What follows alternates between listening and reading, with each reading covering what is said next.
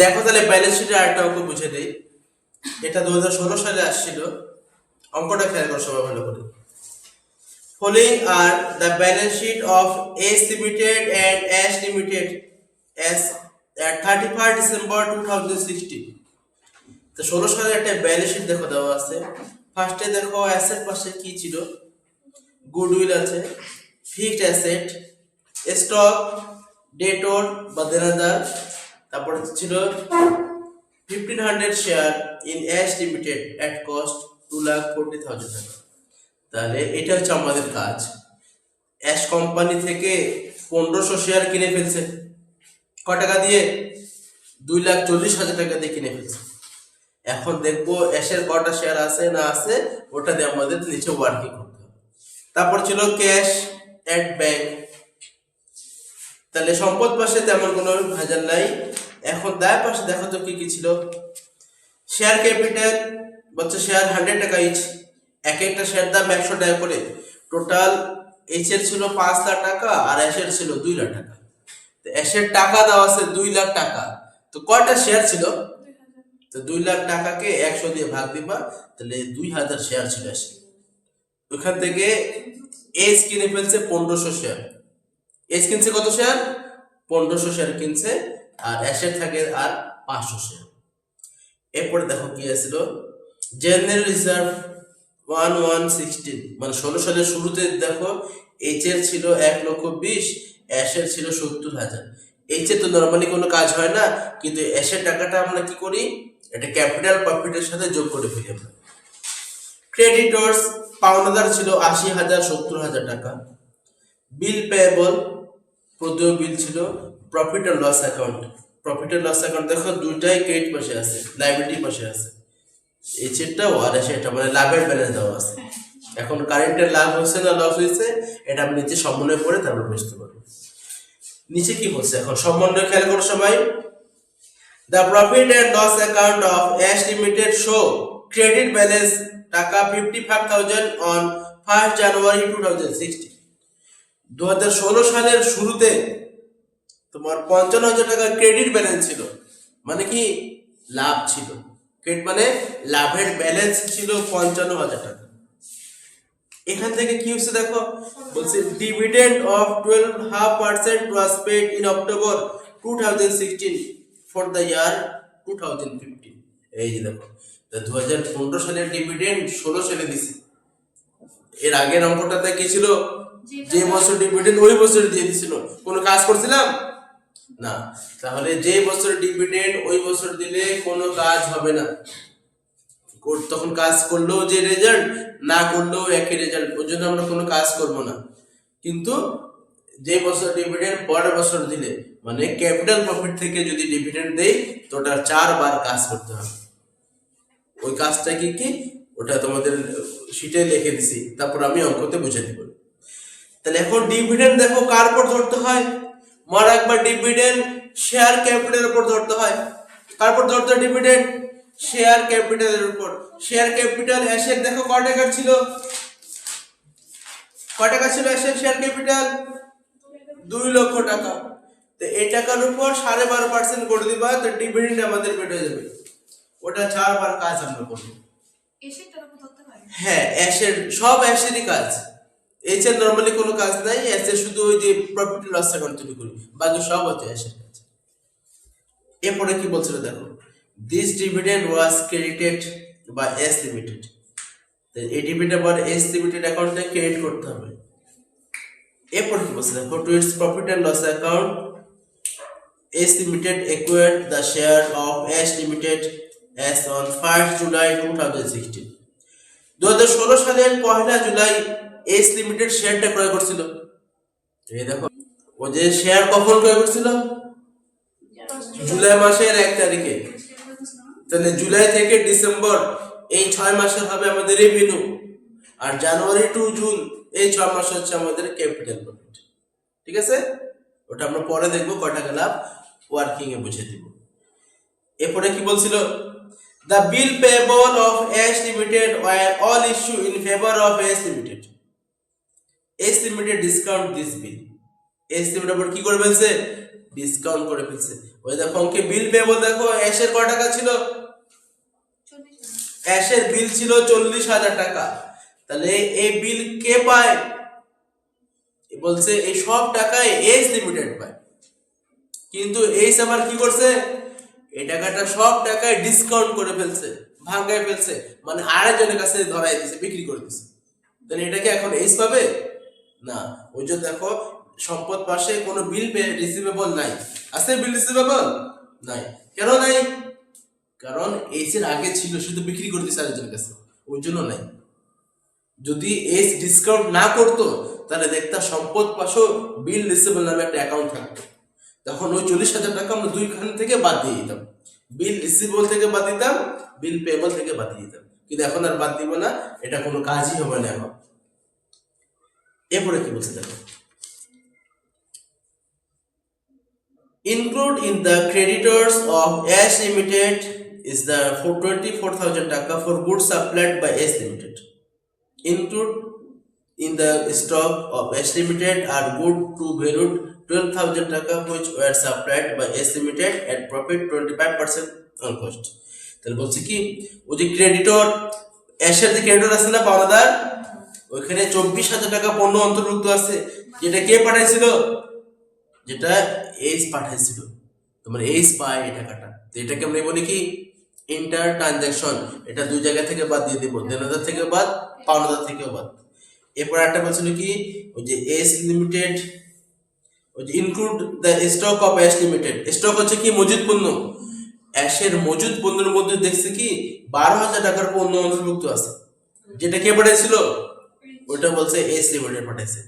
তার মানে কি এই পণ্য কি বিক্রি হয়ে গেছে, না বিক্রি হয় না, স্টকের মধ্যে আছে, মজুদ পণ্যের মধ্যে আছে, মানে বিক্রি হয় নাই। তার মানে এর মধ্যে তো লাভ ছিল, এই লাভটাকে বলে কি, আনরিয়েলাইজ প্রফিট। ওই প্রফিটটা আমাদের বের করতে হবে। এখন এরপরে কি বলছিল, এখন প্রফিট পার্সেন্টও বলা ছিল 25% অন কস্ট, ক্রয় মূল্যের উপর, কিন্তু 12,000 তার ক্রয় মূল্য না, ওটা হচ্ছে মার্কেট প্রাইস। তো এই জন্য 120 দিয়ে 125 দিয়ে ভাগ দিব, আর 25 দিয়ে গুণ করে প্রফিটটা বের করতে হবে। সবার শেষে কি বলছে, the fixed asset of S Limited are undervalued by টাকা 10,000। এই দেখো undervalued আছে, undervalued থাকলে কি হয়, এবার ক্যাপিটাল প্রফিট করব, সেখানে যোগ করে ফেলবো, আর একবার ব্যালেন্স শিট যখন করব তখন সম্পদের সাথে যোগ করে ফেলবো, এই দুই জায়গায় আছে। হ্যাঁ, সম্পদ যে আন্ডারভ্যালু বলছি মানে কম দেখাইছে, তো সম্পদ বাড়বে, ব্যালেন্স শিট আবার সম্পদের সাথে যোগ করতে হবে, দুই জায়গায় কাজ করতে। এখন দেখো চাইছিল কি, prepare considered balance sheet of S limited S at 31 December 2016। 16 সালের ব্যালেন্স শিট আমাদের তৈরি করতে হবে। তো ব্যালেন্স শিট তৈরি করতে লাগে কি করতে হবে, টোটাল 8টা ওয়ার্কিং আছে, এই 8টা ওয়ার্কিং করতে হবে। তো দেখো এটা হচ্ছে আমাদের ইসের অঙ্ক, তোমার ডিভিডেন্ড অঙ্ক। এখন এটা দিয়ে পুরো ওয়ার্কিং বুঝিয়ে দেয়, তাহলে ডিভিডেন্ড সমস্যা হবে না। তাহলে ওয়ার্কিং 1 কি করব, প্রথম ওয়ার্কিং এ হোল্ডিং রেশিও বের করব, হোল্ডিং রেশিও। এটা করতে হইলে আগে দেখবো অ্যাশের কতগুলো শেয়ার ছিল, নাম্বার অফ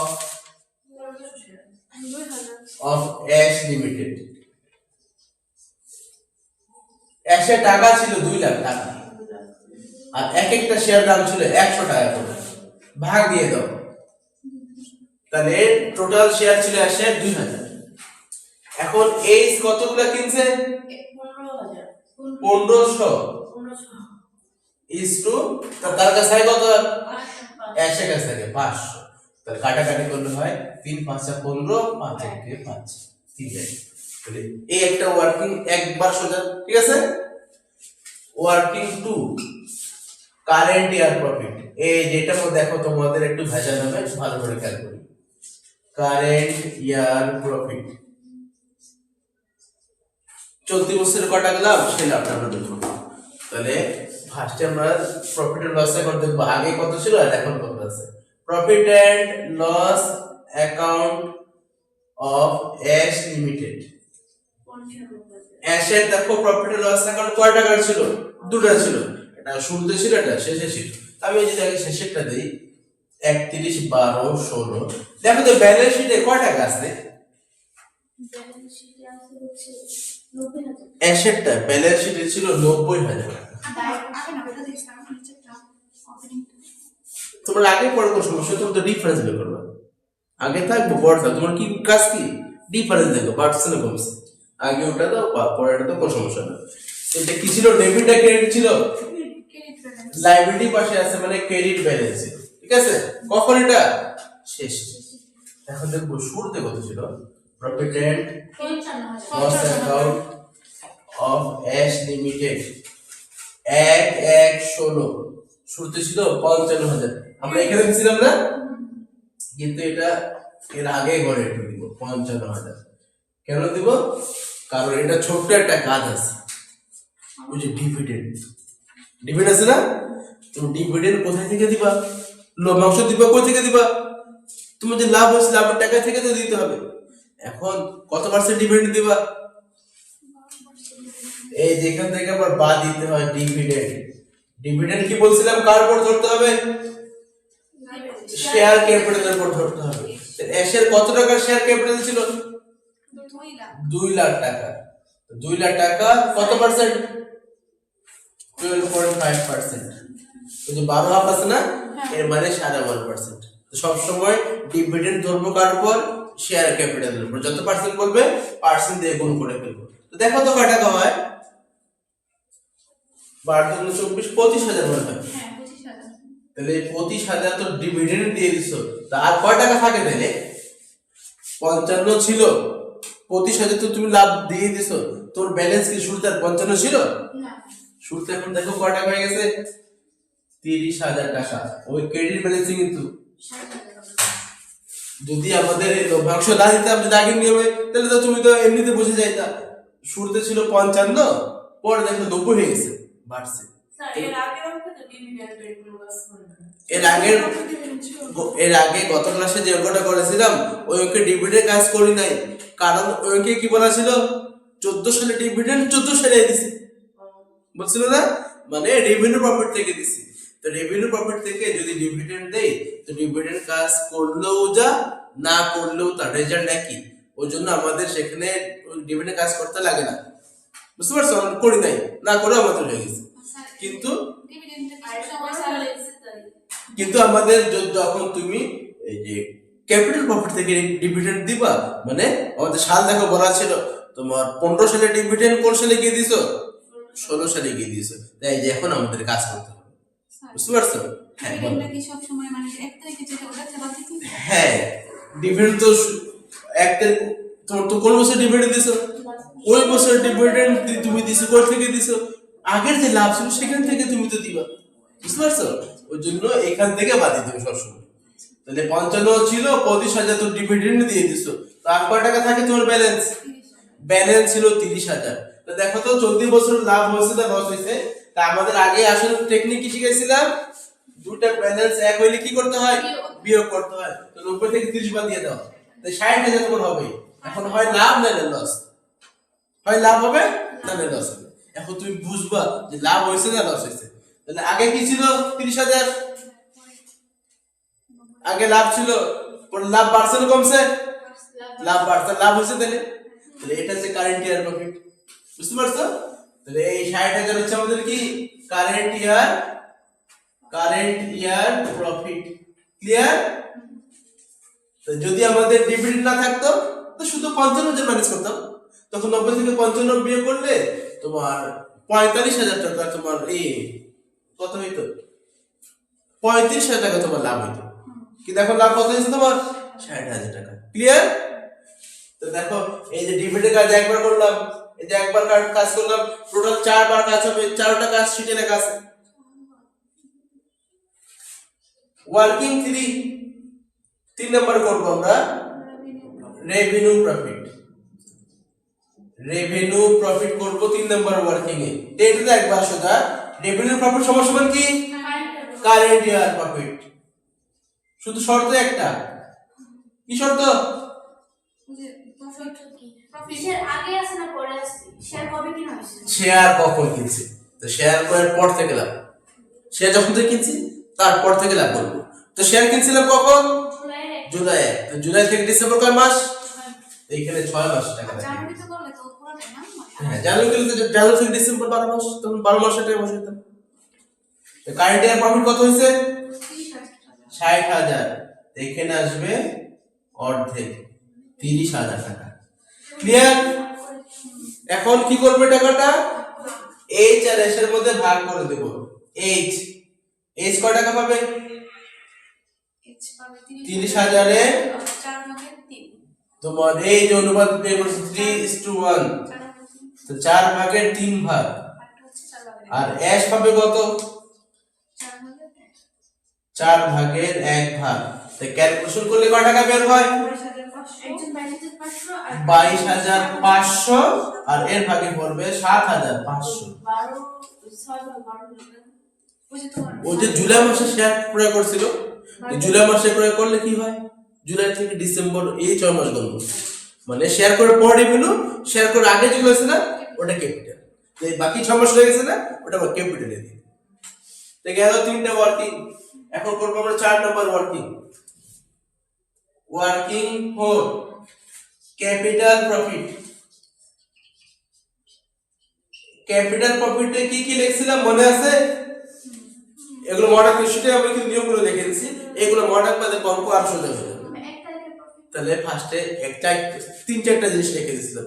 এক প্রফিট লস অ্যাকাউন্ট 1 তারিখেরটা, তারপরে তারপর হচ্ছে জেনারেল রিজার্ভ রিজার্ভের এসে রিজার্ভ টাকা আসবে, তারপরে আন্ডার ভ্যালু ওভার থাকলে আসবে, তারপরে কারেন্ট ইয়ার প্রফিট। ক্যাপিটাল একটা আসবে এই 4টা ঠিক আছে। দেখো আবার বলতেছি 4টা আইটেমে মনে রাখবে, 4টা আইটেম আসে। প্রফিট লস অ্যাকাউন্ট 1 তারিখেরটা, কারেন্ট ইয়ার প্রফিট, ক্যাপিটাল আছে অংশ তারপরে হ্যাঁ তারপর আসবে কি রিজার্ভ, আরটা কোন সম্পদ দাম বাড়ছে না কমছে, আন্ডার ভ্যালু নগদ। ঠিক আছে, এই 4টা আইটেম। তা ফার্স্টে আমরা দিয়ে দেব প্রফিট এন্ড লস অ্যাকাউন্ট 1 তারিখেরটা। ওই যে 1/1/16 কয় টাকা ছিল 1 তারিখে? 55,000 ছিল, আছে না? ছিল 55,000 কি ছিল। এখান থেকে তো আমি ডিভিডেন্ড দিয়ে দিছি। এই দেখো প্রতিশত ডিভিডেন্ড দিয়ে দিছে না, এই 25,000 টাকা বাদ দিয়ে দিবা। তা এখন আছে কত? 30,000 ছিল 55, আছে কত? আছে 30,000। বুঝতে পারছো? দেখো ডিভিডেন্ড 4 বার কাজ দেখছি। কয়বার কাজ দেখছি? 4 বার কাজ দেখছি। একবার দেখছি কারেন্ট ইয়ার প্রফিট বের করার সময় প্রফিট লস অ্যাকাউন্ট থেকে বাদ, দেখবে লেখা আছে শীটে। 2 নাম্বার দেখবা লেখা আছে ক্যাপিটাল প্রফিট বের করার সময় প্রফিট লস অ্যাকাউন্ট থেকে বাদ। 3 নাম্বার কাজ হবে তোমার যখন গুডউইল বের করব, তখন এইচ এর অংশটুকু যোগ হবে। যখন গুডউইল বের করব তখন কি হবে? এইচ এর অংশটুকু। এইচ কয় ভাগ পাবে এই ডিভিডেন্ড থেকে? 3 ভাগ পাবে। 4 ভাগের 3 ভাগ আবার এইচ পাবে ওই টাকার। ওই টাকাটা আবার কি করব? গুডউইলের সাথে যোগ করব যখন বের করব। আরেকবার যখন প্রফিট আর লস অ্যাকাউন্ট করব সেখানে আবার ওই টাকাটা আবার বাদ দিব 4 ভাগের 3 ভাগ। বুঝতে পারছো? এই 4 বার কাজ। তাহলে এখন আমরা কয়বার কাজ করলাম? 2 বার। তাহলে এখানে যে একটা টাকা আসলো। তারপরে আসবে কি কারেন্ট ইয়ার প্রফিট। এটা সব সময় আসবে? এই কারেন্ট ইয়ার প্রফিট কি সব সময় আসবে? না লস হতে পারে। এটা না যদি শেয়ারটা পরে ক্রয় করা হয় তাহলে হ্যাঁ, এই যেমন 6 মাসের টাকা এখানে গেছে, বাকি 6 মাস যদি এখানে 12 মাসে চলে যেত তাহলে কি আর আসবে এখানে?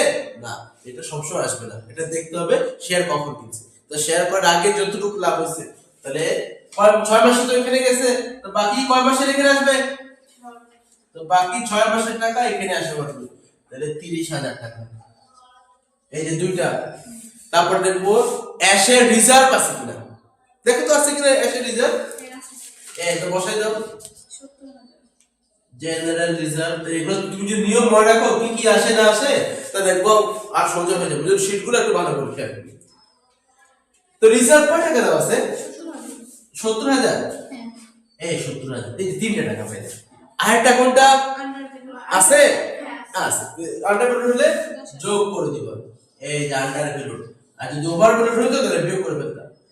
Under value of fixed under value দিলে 10,000 আন্ডার ভ্যালু 200 কয় টাকা হয়েছে? 10,000 10,000 টাকা।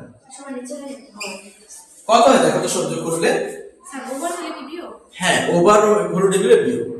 এটা এই জায়গা স্যার জেনারেল রিজার্ভ বিয়োগ এই না চারটে। হ্যাঁ জেনারেল রিজার্ভ যোগ নাকি হ্যাঁ, সব যোগ হবে। তাহলে 1,40,000 1,40,000 টাকা। এইটা হচ্ছে আমাদের ক্যাপিটাল প্রফিট। ঠিক আছে, এটা হচ্ছে কি আমাদের ক্যাপিটাল প্রফিট। এখন এই টাকা কি করব, ওই যে এই চ্যালেঞ্জের মধ্যে ভাগ করব। তাহলে এই এখানে করে নিচে তুই নাই 1,40,000 এই পাবে কয় ভাগ, 3 ভাগ। এস পাবে কয় ভাগ, 1 ভাগ। 35,000 আর এইচ পাবে হচ্ছে 1,05,000 1,05,000। কোন সমস্যা আছে চারটে ওয়ার্কিং এ? না। এখন ভাই 5 নাম্বার আমরা গুডউইল বের করে দেব। গুডউইল অথবা কি ক্যাপিটাল রিজার্ভ। গুডউইল অথবা কি ক্যাপিটাল রিজার্ভ। এখন এখন কি কি আসবে এটা যদি আমরা না জানি তুমি তো বসাতে পারবে না, পারবা না? তো কি কি আসবে এটা লিখে দিছেন। তাহলে গুডউইল বা ক্যাপিটাল রিজার্ভে আমাদের ফার্স্টে আসবে যে কয়টা শেয়ার কিনছিল না ওটা পেড ভ্যালু আসবে। Paid up value of share. কতগুলো শেয়ার কিনে ফেলছিল? 1500 শেয়ার কিনছিল। এক একটা শেয়ার দাম কত ছিল পেড ভ্যালু? 100 করে। তাহলে গুণ দিলে 1,50,000 টাকা। এটা ফার্স্টে দিয়ে দিব। ঠিক আছে, এগুলো আসবেই, প্রত্যেক অঙ্কে এগুলো থাকবে। ঠিক আছে, এরপরে কি করছিলাম, যোগ করছিলাম কি ক্যাপিটাল প্রফিট। একদম আসবে এগুলা ক্যাপিটাল প্রফিট কাটটা অফ এইচ লিমিটেড। এটা এইচ এর এই যে ক্যাপিটাল প্রফিট আমরা বের করছি 1,05,000 টাকা। ঠিক আছে, এরপরে কি আসছিল, বাদ দিছিলাম কস্ট প্রাইস। কিন্তু এখানে ওই যে ডিভিডেন্ড আছে না, এই যে ডিভিডেন্ড আরেকটা কাজ করব, যোগ করব ডিভিডেন্ড। এই দেখো 3 বার কাজ হয়ে যাচ্ছে, কিন্তু ডিভিডেন্ড 2 বার কাজ করে যাচ্ছে। এটা কয়বার কাজ? 3 বার কাজ। অ্যাড করব dividend, dividend of H limited. ওই যে এইচ এর যতটুকু অংশ আছে না ওই টাকা।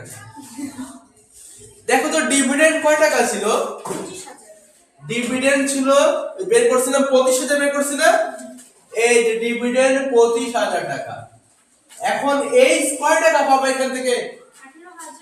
4 ভাগের 3 ভাগ। দেখো আছে, দেখবা এইচ এর অংশটুকু, কার অংশটুকু? ডিভিডেন্ডের এইচ এর অংশটুকু এখানে যোগ হয়ে যায়। তাহলে কয় টাকা বের হয়েছিল? 18,750 টাকা। তিনটা যোগ করে দাও। 2,55,000 আর 18 কত হচ্ছে দেখো তো? 2,73,000 মনে হয়। 2,73,750। এখান থেকে কি বাদ দিতে হবে? তারপরে কস্ট প্রাইস। তুমি এখন দিছো কয় টাকা? দেখো তো, তুমি যে 1500 শেয়ার কিনে কয় টাকা দিছিলা? 2,40,000 টাকা দিছিলা।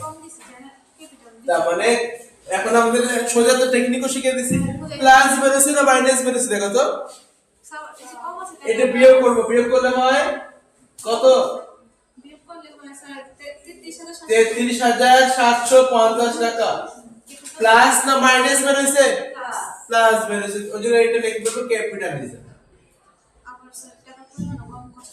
Capital reserve. ঠিক আছে, আর যদি নেগেটিভ বের হতো নাম লিখতে গুডউইল।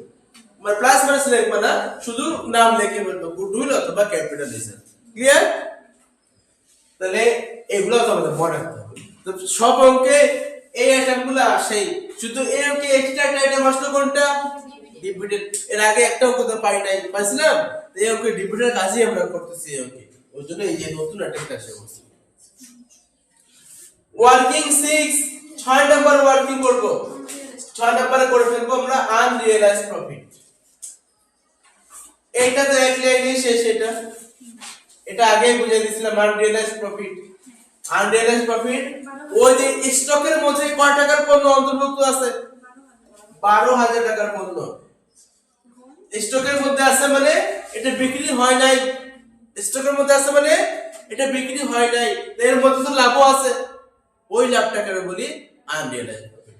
তো লাভ বলছে কত পার্সেন্ট, আপনার বলছে কস্টের উপর, তাহলে এটা তো সেলস প্রাইস, তো এটা হচ্ছে 125%, ওর জন্য এটাকে 125 দিয়ে ভাগ আর 25 দিয়ে গুণ, এই যে লাভ পেয়ে যাবে।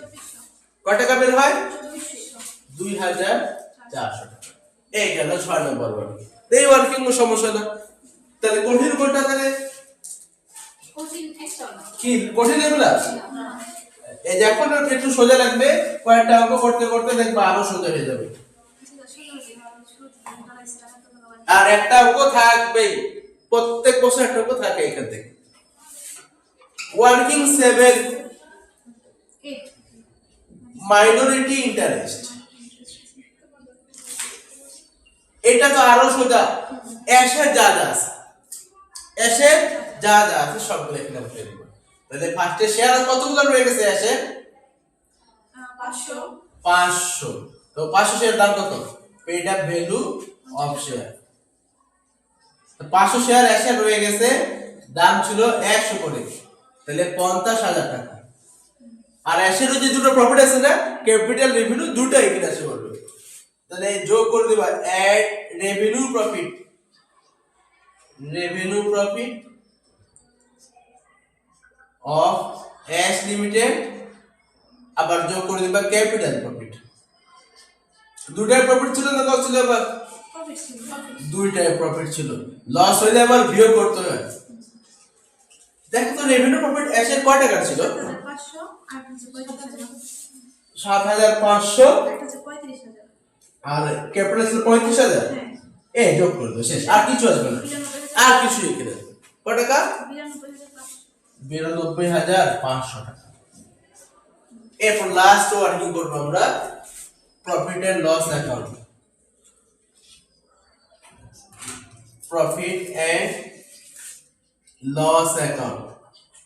কাটটা এই যে এতক্ষণ যা ওয়ার্কিং করছে শুধুমাত্র অ্যাসেটটা, এই একমাত্র ওয়ার্কিং হচ্ছে অ্যাসেটটা, ঠিক আছে? তাহলে এখানে ফার্স্টে কি লিখবা?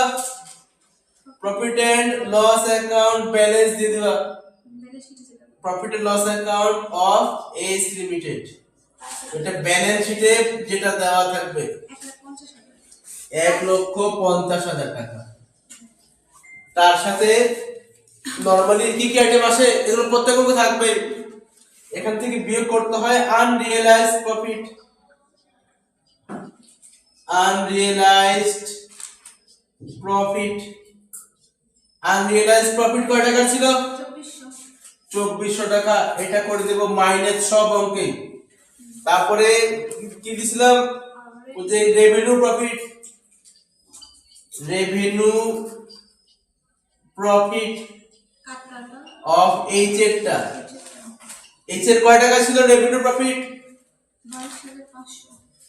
22,500 টাকা। এটা সবসময় এগুলো জিনিস আসবে, ঠিক আছে?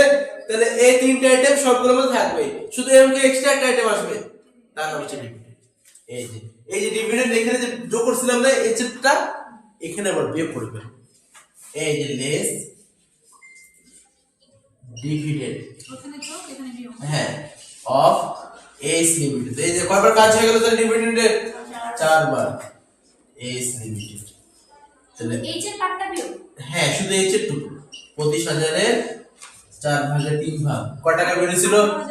18,750। 1,51,350। এই হচ্ছে আমাদের 8টা ওয়ার্কিং। এখন আমরা ব্যালেন্স শিট করব। ব্যালেন্স শিট ওই আগের মতোই, ব্যালেন্স শিট তো আর কোনো সমস্যা নাই। আছে সমস্যা ব্যালেন্স শিটে?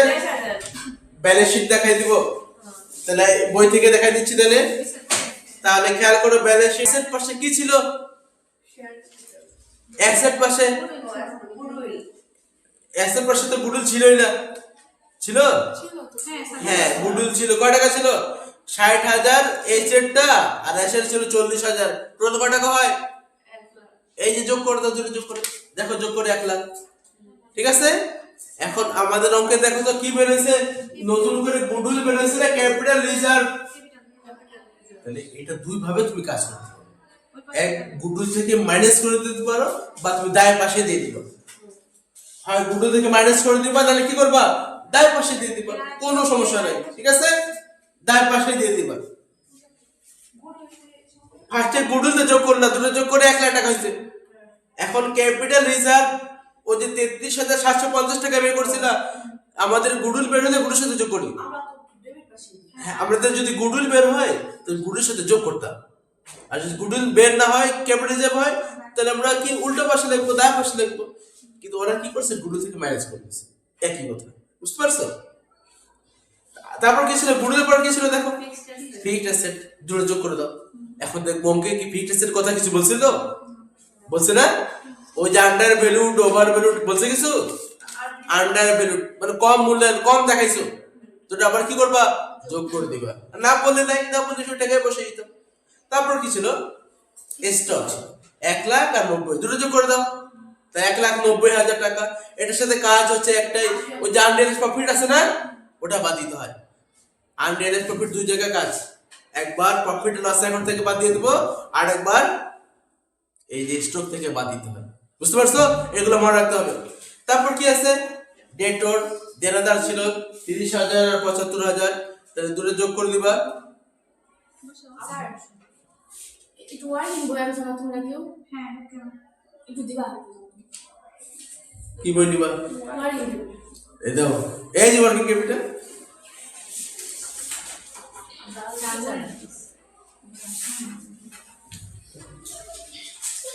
দেখো সানডে ডেটর দেনদার কত টাকা ছিল, 30,000 আর 75,000 যোগ করে 1,05,000। ওই যে নিচে দেখো আমাদের বলা ছিল এই দেনাদের মধ্যে আবার ওই যে দুটো ইন্টার ট্রানজাকশন ছিল, ওই যে এই কত টাকা পায় আবার এস থেকে 24,000 পাইছো নিচে।